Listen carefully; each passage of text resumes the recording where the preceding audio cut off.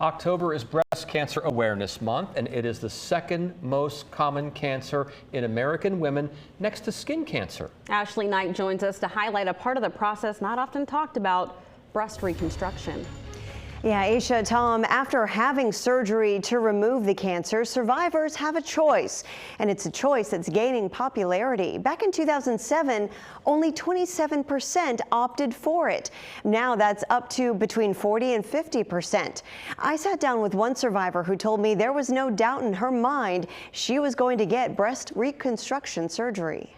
Portia Richardson was diagnosed with breast cancer in 2022 and had a bilateral mastectomy.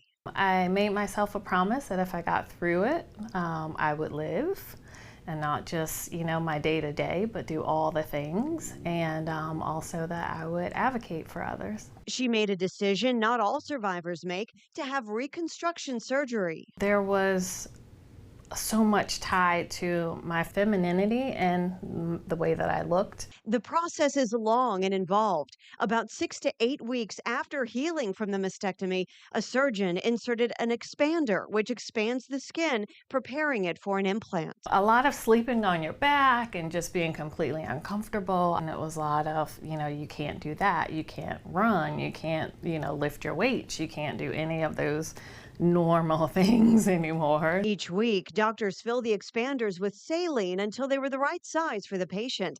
6 weeks later, they were removed to make way for the implant.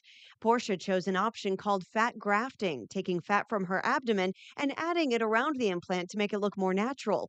Portia says recovery was much easier than from the actual mastectomy.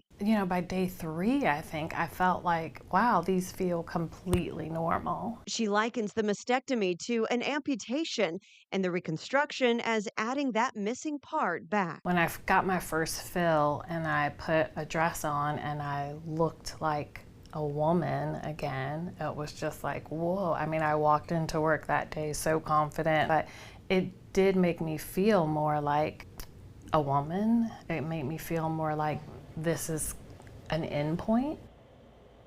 Now, her advice to others is to find a support group because it is an emotional roller coaster.